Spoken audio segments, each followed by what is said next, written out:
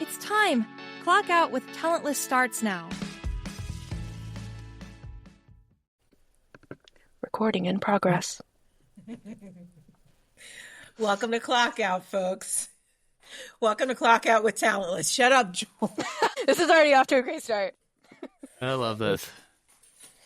Welcome to Clockout with Talentless, folks. We're here today with one of our greatest friends, biggest brands, Joel Lalgee. How are you today? I am doing great. It's amazing to be here. I'm excited and I'm ready. I'm ready to go. Let's go. I'm clocking out. You're clocking out? You're clocking out. I clocked out years ago. Good. I know. Good for you. Then you're right on time. We're trying to get there. So, and usual in this format, if you listened to this Clockout session before, we're going to ask Joel some very personal questions and 3 questions.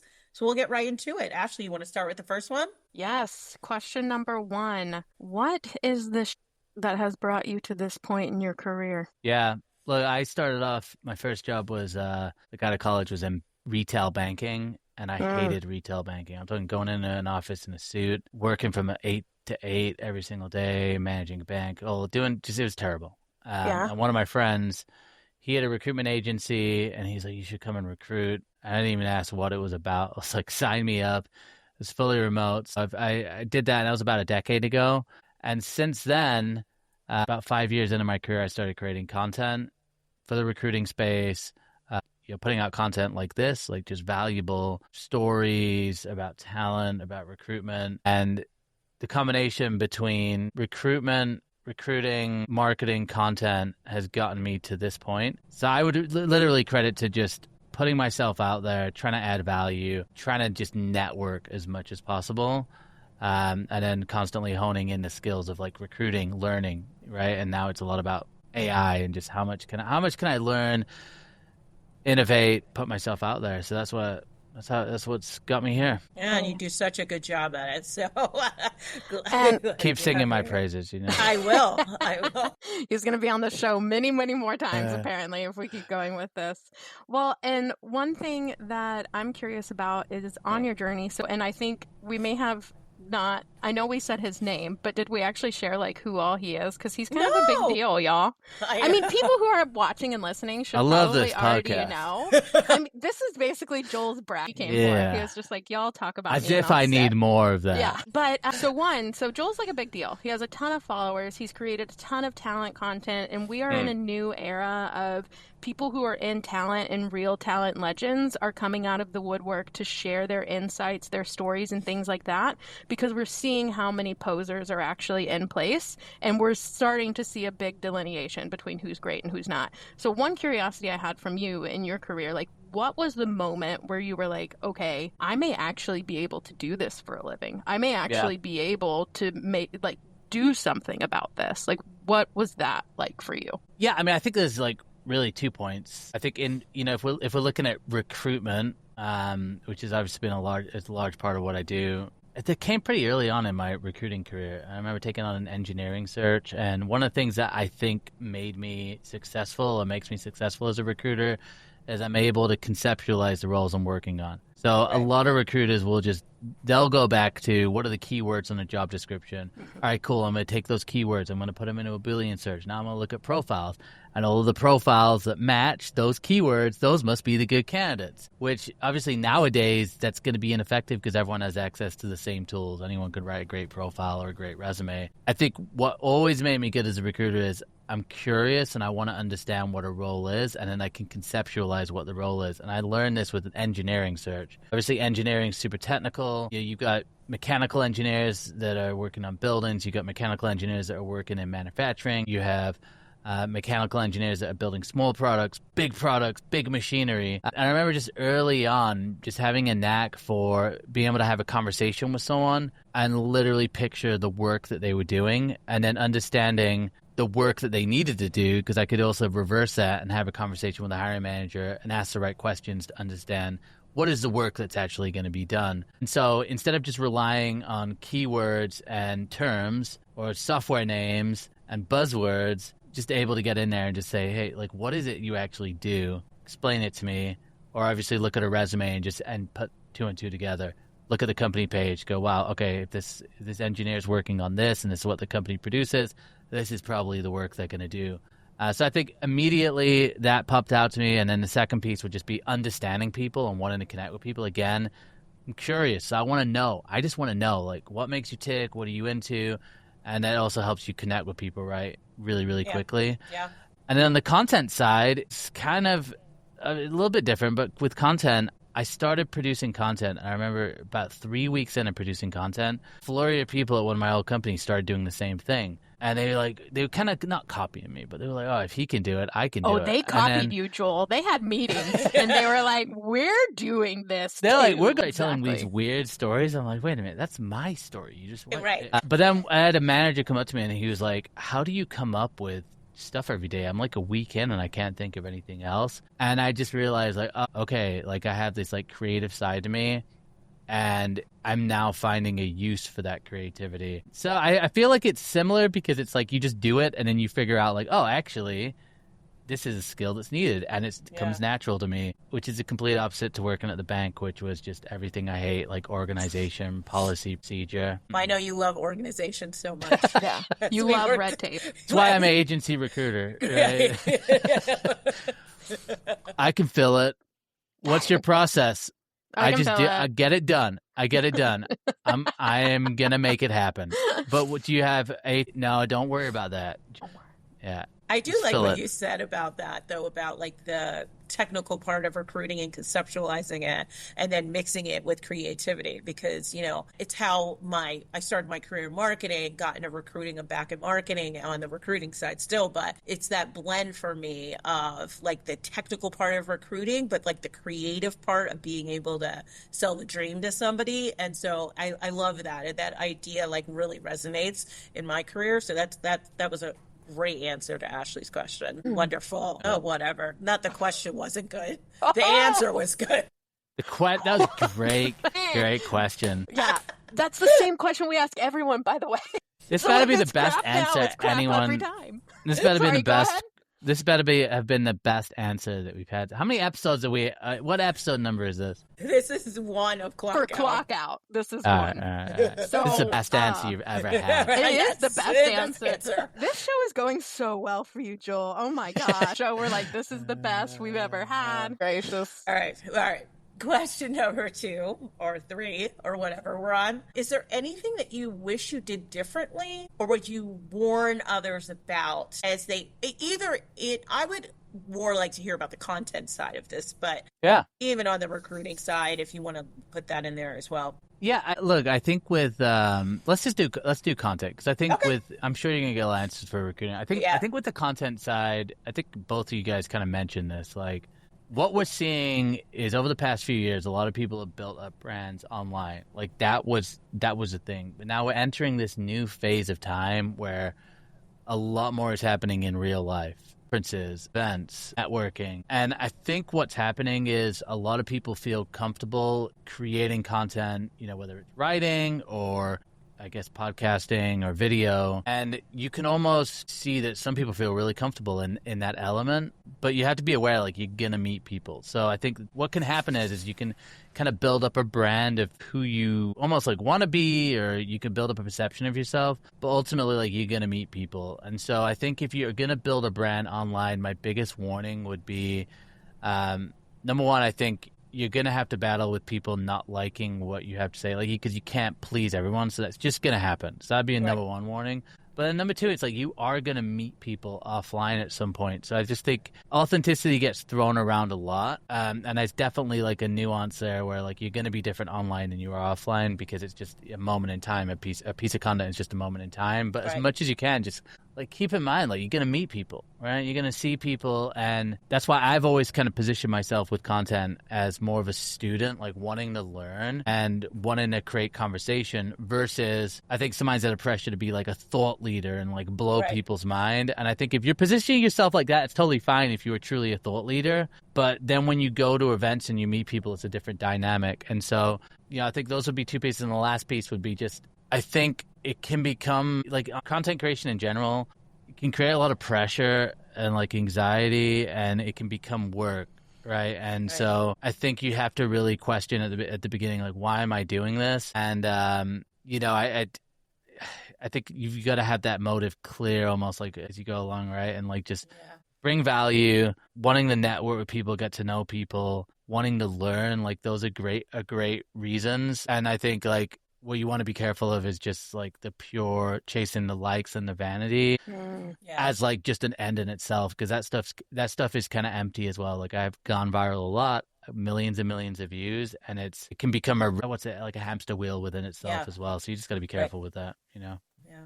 Yeah, I mean, it's tough. I started my LinkedIn journey and I was like, oh, I want this many likes and engagement and all this stuff. And I'm like, I finally gave that up. I was like, I'm going to say what I'm going to say. And I don't care if like I get 1 like or 2 likes. And, and the algorithm's always changing and screws Always you changing. up and always changing and screws you up. And so, it's not my full-time job like it is yours, but I gave that up a long time ago because I do think the pressure can wear on you and it can feel like, oh, what am I doing wrong? And you like make yourself insane a little bit. And so when I stopped making myself insane, I got to say what I wanted to say and was able to move on. So I love that advice for people.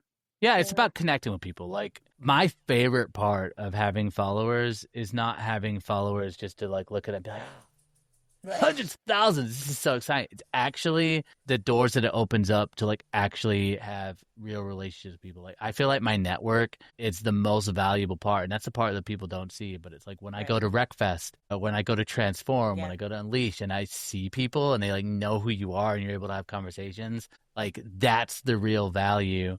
And it's opened up doors for me. But I also think, to your point, like just saying what you actually think, putting your point of view out there, and letting it connect with the people it connects with, and then you meet those people as well. It's like it's a networking thing, and I think that's just so underrated. And it's like that's the actual true part of networking and content creation. It all kind of goes together. Yeah, absolutely. A piece of that makes me feel like maybe that's why recruiters are going to be so good in this realm, is because we already do these things naturally. Like we care to hear someone's story. Like we care to naturally network organically. Yeah. So I think that that's something that's an asset for like to explain how you grow so fast. Like you, Mike Pedetto, like a few others, like so well. And how do you do that organically without, getting inauthentic or just pumping out post pump? The other thing that you said that I thought was really important is kind of this idea of like the emotional resilience of the fact that like now you're putting yourself out there. So if people don't like what you're saying, it's kind of like they don't like you. Right. And so it can feel very, very personal. Another thing that I think we don't talk about enough is once you start making content and establishing a voice, it becomes really hard for you to get hired by everyday brands. I think that that's something people don't talk about enough because once you are well known, once you are like now you have an opinion that's branded and it's like, should we take that on? Should we not? What if they're good? What if they're bad? Like it just opens the door to so much that I feel that emotional resilience piece of like sticking with it and being able to have like comfort in the self to stay strong and confident, I think is something that I myself have to work on. But I think it's something that I didn't think of going into this type of space, this dotted line. All right, Desiree. Super tough.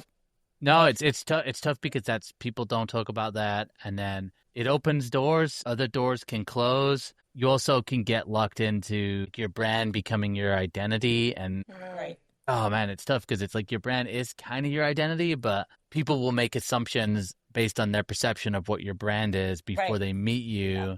And this happened a lot where I think people may have an idea of like my brand. Luckily, I put out so many videos that like there's a lot of different sides of Joel. If you go to my podcast, if you go to content, there's a lot of different sides, which is kind of like who I am as a person anyway. But it can be really, it's interesting when you meet people because they have assumptions about you already. So they might know you and be aware of you, but you also have to like change their assumption of you because it might not be, it might just be their perception, not who you are. Oh, yeah. I 100% had a perception of you. Sorry if you were about to say, but whenever we were at RecFest, because I like saw your face and I was like, that dude looks familiar. And then Desiree at one point was like, that's Joel. I'm like, who's Joel? Like, I don't know. But then like once she said it, I put it together with the picture and I was like, yes. But then I was like terrified to introduce myself because then I was like, oh, yes, that's the dude with like multi-million following. He's making all these videos. Like, I don't know. I don't know what'll happen next. I only know your GIF or your icon or your JPEG. Like, I don't know you other than like words on a screen. So even when you were sitting at our table actively listening to us practice for our talk, I was like, this guy's listening and he's a big deal. But like, I still never addressed you until you popped in and you were like, wait. And I was like, okay, cool. He's talking to us. Like, I felt like a little kid at school. Anyway, I'm moving past it, but I am here to validate what you're saying because it is true. There is this, I don't even want to just say a brand, but this mirage around you that's never going to be the real you because it's what we choose to put out. So it's like, I mean, it is the real you, but it's like the dose that you let us see, right? Yeah, so, exactly. And there's so much you can take from that. And I took from it like a little schoolgirl of like, well, just wait for him to say hi. But it's like, Joel's a normal person. And so it's so interesting how that I'm probably happens. not normal, but I'm But I was kind going of to weird. say, I don't know if he's average. Totally normal. I'm definitely not normal in terms of just like I'm a very weird person, but I appreciate it. I have the same, but that's it too, where it's like it's just so hard, and it's like that's why I love like just meeting people in real life and just like taking that away, and like sometimes people make it kind of like weirder than it needs to be, but it's the same with all of us. It's the same. It doesn't matter how many followers you have. It's like people will get hung up on like one post you did, but sometimes they don't, and it's like sometimes people are like. Most of the time, people are like, oh, I've seen your memes. That's what they tell me. Yeah. What about the podcast and the 10,000 videos like I all did? the other stuff. What about everything else I've done? But you're going to stick with the memes. Cool. Just pick out the memes. Pick the worst thing I do.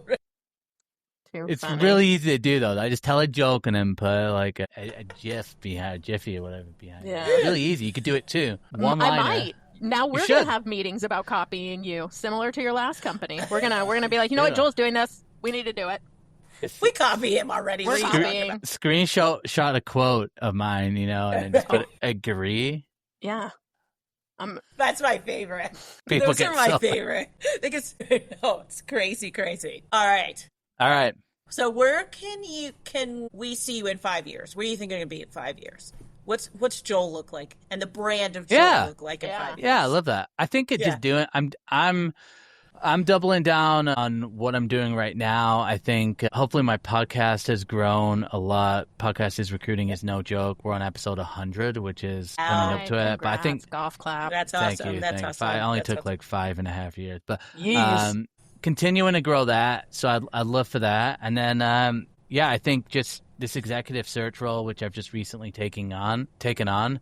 Love to 5 years from now say, hey, I've placed 50 executives. I think that would be my goal. That'd be cool. And then just like supporting people, advisor, helping people out. Like I love being like an MC at events. So Transform, Wreckfest. If you guys are listening, I love being MC over keynote speaker. I'm like totally not a keynote. Like I'm but I'm an MC. Like I like to have fun and get people excited. And I think that's where it'd be. And then just helping people and supporting people as well, like with online stuff and That's well-being. awesome. So same energy. Let me ask, 5 years ago, where did you think you would be today? Is it where you are now? Or It's really? funny. It's funny because like. All right, I don't know if you do those like like the personality test. There's one of them where it's like futuristic is like one of the trends, and I'm a futuristic person, and so I think when I created content, like I always had this vision of like what's happened now. It's just no one else did, and this was 5 years ago. So pre-pandemic, I started creating content, and it was like it was definitely a thing. It was like you had influencers. But over the last few years in business to business, it's like exploded. But I think I always envisioned this, like running a podcast, doing content. That was the primary. In terms of how I funded that, I don't think I envisioned like brand sponsored deals. Like that's something that's kind of happened along the way. But yeah, pretty much like the vision was do things that I enjoy, support my family, and meet awesome people. So I'm doing what I want to do. And sometimes I have to step back and remind myself of that, which probably all of us have to do at some point. Is like, it's like grind, it's frustrating, whatever. You have to step back and go, no, actually, I'm doing something I enjoy, and like I'm working on cool stuff, I'm meeting cool people, and I feel like that's the majority of people I know. And at the end of the day, like, recruiting is really tough, but there's a lot tougher lives out there than recruiting. That's for sure. So I have to like be grateful about that, and I am grateful for that. Yeah, that's absolutely. awesome. Yeah. I mean, I could ask 1,000 follow-up questions, but I'm looking at Desiree for guidance. She gives me the mom look of like when I know to do things. So go ahead. I just That's all right. We organize. Desiree and I have worked together on organizing some events, and I get that look quite a bit. Goodness. Well, and that's what I was going to ask. Is there anything in this sphere? I know you just mentioned emceeing, but is there anything that in this next 5 years you're like, I want to tackle that? Like, I haven't gotten onto this yet, and I want to. And I know executive search, I think you mentioned, is kind of not new, but like enough to do it like full on. But kind of tell us, like, what's something like if we see Joel out there doing it, we're like, hell yeah, man, he made it. He did it. He's doing it. Yeah, I think I've done a little bit of advising with companies, but I would love to get in there and like that advising / investing opportunity. I just have had to obviously to invest. You have to have the funds. Which, I'm getting to that point now of just owning a business for the last couple of years. I'm getting to a position where I'd be able to do that. And so I think, being able to do that, and what I mean by that is like, hey, we've got an idea for the recruitment industry. It's a tech idea. There's a lot of value I can bring. It's not just operational knowledge of like, what do recruiters care about, or like, how could this be used, but also like the marketing, the content, like the relationships. So I would love to get into that, like investing and like advising space. Yeah. So yeah, and I feel like I could probably do that now, or I'm getting to that point, and it could be something that happens soon. But you know how it is. There's always gatekeepers. Yeah, right. Yeah. Absolutely, there are. Always. And if you ever need a female podcast to sponsor, I'm just thinking out loud of a few. I think there's one that's called Talentless. They have no talent. They're a mess most of the time. We'll get you some. I think the sponsorships right now, I want to encourage anyone who's like doing a podcast, who's doing any kind of content. Those opportunities are out there. A lot of times just asking. Literally, like the first sponsorship I ever got, I just said, hey, does anyone want to sponsor my podcast? Just did a LinkedIn post. 3 people responded. And then I was like, oh, they were like, how much did you charge? And I was like, this much. And they were like, yeah, that sounds great. And I was like, I should ask for more. Then the next time I asked for more. But I feel like you can do that. And my whole idea around, and this is another thing for like anyone who's doing sponsorships or any kind of stuff, charge a reasonable amount. Right. Like I got hundreds of thousands of followers. I know people who have less followers than me that charge more, but then it's just like they go from one deal to the next. Think about it like any type of relationship. Like you still want to provide value. Sure. Be reasonable with it and build up to it. Because I think there's a danger right now. There's a lot of people doing stuff, and it's like, it's like, don't ruin it for everybody by charging too much and not delivering anything. Like, right. Yeah. No, that makes a lot of sense. Yes. Do you have questions, Desiree? No, you have your talent legend question. Yeah, that was what I was about to ask too, but I didn't know if you wanted to ask it or not. No, it's your question. So essentially Clockout is supposed to be a show where we have created kind of this league of legends of people who are in the talent sphere. So they might be influencers, they might be a recruiter, they might be, CEO of Ashby, putting that out there. Ashby. We love Ashby. Halfway Ashley, almost named after me. But it's true. But I know. But essentially, we wanted to create this space because we do feel like so many people hopped into talent in the past 5 years that have either not had great leaders or have not had a centralized talent function. It is just people who don't know leading more people who don't know. And we wanted to create a space where in our season they have education, but out of season, we want them to meet the individuals that have done this role, have created success in this role, and have even paved their own path. And that's what Clockout is for, is to kind of get to know you, your journey, and your path. And so are there any other talent legends that you would like to nominate and hear about their story that we could put on the show? Maybe.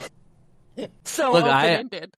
I think, Jackie Clayton, someone I really look to do. I think Jackie, we've gotten to know each other. I think what I appreciate about her is kind of her wisdom, directness, just the way she's really she's going to say how it is. But she's also like super humble, relatable. I think she would be great. I think I don't know, Crispin, he's another guy who I think is great. It's people who have been in the industry that have given a lot, but then also because I don't know if Jerry's done a lot of advising, right? And he's just seen a lot of things. Wise. I think those are the people that I look to. There's just so many people. I think that'd be those are the two who I think if you get them on the show. Yeah, those would be like top-notch eppies. Knock Joel out of first place. I think so. Man. Yeah, I'm glad that you suggested just avoid them. Tim Sackett at all costs. He's the first person I'm reaching out to after this. I'm gonna look him up on LinkedIn. No, I love Tim as well. Yeah, I think one thing that I found with you're in his book, aren't you? In his book or something? No. Craig Fisher. Craig Fisher. Sorry. Yeah. I guess somebody's book. Craig and Tim. No. You can't confuse Craig and Tim. Sorry. No. But that's the thing with the community is like there's just so many great people like Nikki Russell, someone else who comes to mind. Like there's so many people who like are who are all about like uplifting others, and I think there's just so many people who I think just looking at like likes and views and that type of stuff is just like I think you find some great people who do have followings, but there's a lot of people who like just that has not been their focus, but they're like are actual influencers, right? Like, right. They know what they're talking about, and they just bring a ton of value, and I think those are the people that I don't think they've always figured out like the digital side of things, or maybe they're not like, I know how to get my voice out there on video, but they're the people who have real value and influence in the space. Yeah, that's a valid point. No, that's great. And I agree. I actually think some of the best voices that I've ever heard talk about these things, they have no focus on following. And to be honest, I never did either until Desiree and I kind of got together and were like, oh, maybe this could be a thing, but no, so I get that, and I agree with that. I think people who are really doing the trench warfare work are not the same ones that are probably like have the time to do a ton of social media. I mean, of course you can, but who am I? I don't know anything. Desiree, please talk over me. I just does it all. AI just does everything for me. Yeah, right. There you go. There you go. Yeah. There you go. Right now we're talking to his AI icon. This isn't him. Hey, look, funnily enough, if you go on Instagram and you start messaging me, I have Instagram create an AI for me. Nice. It's insane. You ask it a question, it will send you a video that I've done about that topic. Interesting. That's kind of cool. Super weird. That's super weird. You didn't set it up. Cool. They did it? Yeah, it's like a beta test that they're doing. It's just I have so much content that I think they were able to do it with it. But I think the next stage might be like an AI avatar, Joel. It's the whole thing. It's like a lot of people focused on the media part of social media, but like I always try to remember the social, and it's like that has always been a focus. Like a lot of people don't even know this, but like when I first started creating on LinkedIn, it was like every week I talked to 2 different people. And I remember people being like, "Why are you doing that?" I'm like, I don't know. I just noticed like the more people I talk to, the more likes I get because I just know more people. Yeah, that's weird. I thought you just commented a lot of people. I'm like, no, you get like we need to focus more on the social versus the media. And the reality is, I think the media is going to change as well because you got these like I don't know if you saw that release from like Google or whatever with that AI video that looks really good. And people are like, oh, influencers are cooked, It's like, well, no, because that AI isn't going to be able to like comment back and create relationships. So I think it's a balance between the two, and it's like, let's not forget the social side, right? Just like in recruiting, it's the same thing, relationships, engagement. Absolutely. Oh, another guy too, Marcus Sawyer is someone else who comes to mind. Marcus Sawyer. All right. Sawyer. Yeah, give us the hidden gems. Yes, you need all the hidden gems. All the hidden gems. All right, Joel, where can our listeners find you? Where can they Not stalk that they don't you? already know. Yeah, please. Tell us everywhere. You're everywhere. Now, if you just look up Joel Lalgee, I'm actually the only Joel Lalgee in the world. I used to be the only Ashley. Yeah, because it's a made-up name. Oh. Whole story. My granddad, he's from Trinidad and Tobago. I thought you said Tobago. Tobago.